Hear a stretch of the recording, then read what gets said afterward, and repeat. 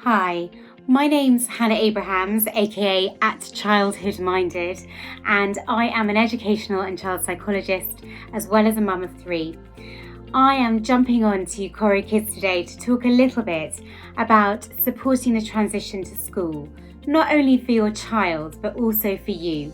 And I think it's really important to remember that this year has been incredibly upside down, really tumultuous, and actually the beginnings of going to school feel quite different than they might have done previously. When we think about going to school, it's an enormously positive transition for your child. It's something exciting and new and inviting, whilst also being quite anxiety provoking. And I think it's really important to notice that all of those feelings can feel the same for you as a parent. When we're helping children to transition to new things, we have to make things really clear. We have to try and make children feel contained, and essentially we become their emotional vessel. So we need to help soak in all of their emotions and all of their excitement, but also their worries, and hold them for them. Sometimes that can be really hard, but I think as a parent it's really important to notice when things feel overwhelming for you too, because that might affect the response that you give to your child, particularly if they're feeling a little bit overwhelmed or a little anxious. One top tip that I often talk about when children transition to new schools is to think about self-regulatory behaviours. So to think about how we help children to calm down. Sometimes children can kind of stand in a classroom and not necessarily know what to ask, or to know where the toilet is, for example, which is a really, really key thing. And in order to help them feel calmer, we often talk about koala cuddles. So by that I mean you put your hand on your heart, just to kind of talk about it with your child. How's your heart feeling? How's their heart feeling? Is it feeling really, really fast? And just by putting your hand onto your heart, you're doing something really clever. You're helping to slow down your heartbeat. You're helping to have a mindful moment and to feel more grounded. So if your child is feeling a little bit nervous, talk to them about giving themselves a koala cuddle and just doing what I'm doing now, just to help bring the emotional temperature down.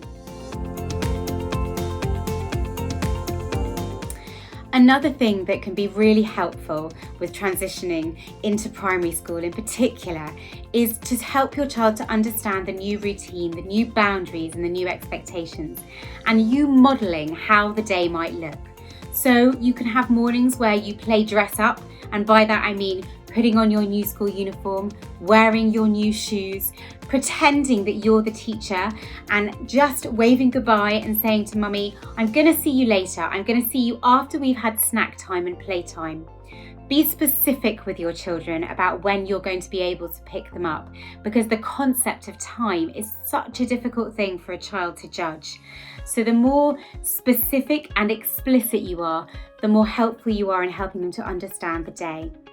Help your children to start to follow a really clear routine at home. And by that I mean getting up at the same time every morning, having breakfast together, knowing that after bath or shower time it's bedtime and a little story, and helping to kind of create that sense of consistency. I know that children get incredibly tired when they first start school, and that's not just the nursery and reception children, that's right the way through primary.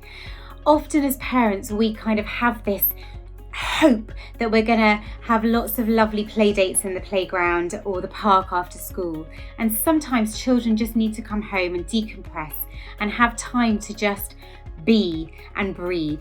So don't worry too much at the moment about really encouraging lots of social interaction after school, because your child's been involved in that all day. Another thing is about talking to your child about school. Sometimes they can be really quiet or a little bit grumpy, or perhaps a little bit dismissive when you ask questions about how school was. So it's about opening up the conversations, and in doing so I mean saying things like, "Oh, I wonder whether you had a really nice time playing with Charlie in the playground today." Or perhaps you can tell me what your favourite game was. Or I noticed that you really liked playing in the mud kitchen today. All of that discussion is really descriptive, and it helps to open up the talk that you have with your child over time and the way that they talk about school. It's also really important to talk to them about how they feel. So naming emotions that you might notice. So if they're feeling timid or shy, or they're feeling anxious, or they're feeling really excited, the more you talk about those big feelings, the more they'll learn how to talk about themselves. Because just as we learn language and communication, part of our language is the way that we express our emotions. I wish you all a really, really positive start to the school year, and hopefully I'll be around with some more top tips soon. Take care. Bye for now.